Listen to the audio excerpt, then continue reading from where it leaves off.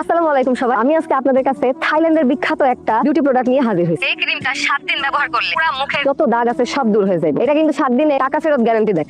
আপু ক্রিমটা রেট 950 টাকা। আপনার রাতের রেট কত? আমার রাতের জন্মা হারামজাদার বাচ্চা, আমার রাতের রেট জিজ্ঞেস করা। তোর বউ না তোর মারে নিয়ে আয়।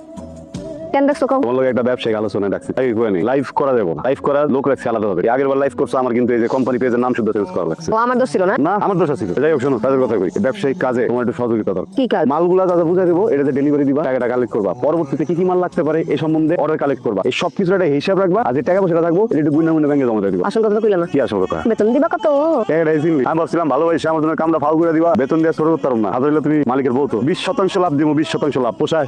শোনো, দুষ্টমি করছিলাম, টাকা লাগবে না। তোর সাথে থাকতে পারলেই খুশি। আসসালামু আলাইকুম সবাইকে, আমি কুসুম চলে আসছি লাইভে। আপনারা তাড়াতাড়ি কিন্তু লাইভটা জয়েন করে ফেলেন। এই দেখেন আমগো পারভেজ ভাই মস্ত বিজি একদম মানুষ, পুরা গ্রামে সিরিয়াল লাগাই দিছে একদম। আসসালামু আলাইকুম। এই যে ব্যবসাটা দেখতেছেন, এই ব্যবসার সকল উন্নতি সবকিছু শুধুমাত্র আপনাদের জন্য। এই যে আমার প্রিন্টটা দেখতে পাচ্ছেন, এটা একদম অরিজিনাল থাইল্যান্ড থেকে আগত। তুমি এত ভালো লাইভ করতেছো, আমি তো খুব খুশি। ভাই আসলে টাকা যদি কিছু বাড়ায় দিতেন, আমার আসলে পোষাইতেছে না। এত লাইভ করি, এত চাপাবাজি করি, মানে আমিও তো কিছু পাও না কন না। আপনি যদি একা কামান হইলো, আমার কিছু বাড়ায় দিলে ভালো হইতো ভাই। কথাটা কি কইলা তুমি? চাওয়াজি, তোমার আমি চাওয়াজি করাই। আমি জিঞ্জিরা থেকে প্রোডাক্ট না, এটা বাইরের কই বেশি। আমি চাওয়াজি করি। ও থাইল্যান্ডের প্রোডাক্ট। কত টাকার প্রোডাক্ট কিনে তোমার কোনো হিসাব আছে? তোমার যদি টাকা লাগে বাড়তি তুমি কইবা, আমি তোমার টাকা বাড়তি দিমু। আমার প্রোডাক্টে তুমি চাওয়াজি করতেছো। তোমার কি মনে হয় আমি হারাম খাই? তোমার চেহারা কেমন ছিল আগে? আমার প্রোডাক্ট মেকে চেঞ্জ হইছে না?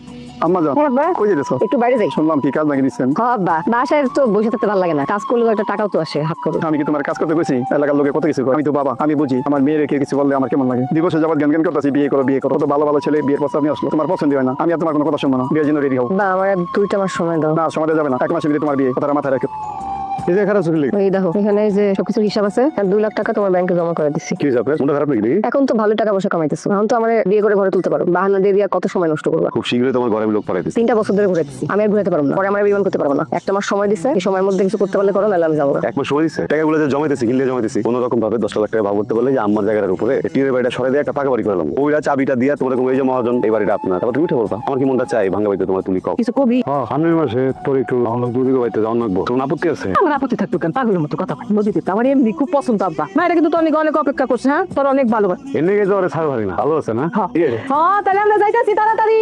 যত সব ভন্ডামি শুরু করেছে, ভন্ড কোথাকার। 1টা বছর ধরে আমি সহ্য করে বসে আছি, মাথা ঠান্ডা রাখছি। আসছে একেবারে একটা বুঝ দেয়, তারপরে পালাই। আমার কেন জানি মনে হচ্ছে তুমি আমার সাথে পড়তে পারবা। বারবার এরকম বিয়ার আশা দিয়ে পালাও কেন? আরে বাবা, কারণ আমি তো হেন তেন বিয়ে তোমার সাথে করতে চাই না। আর এটা কিছু খবর আছে 7 দিনের মধ্যে লোক যাবে তোমার বাড়ি, বিয়ের কথা বলছে আমরা তোমার। আসলে এলাকে আবার 100% আমার সাথে কথা হয়েছে না? অনেক ভালো মাল। 100 ধরো প্রথম গিফট তোমার জন্য, এই সব তুমি রাখবা। এতদিন একটু ভালো দিতে পারছো।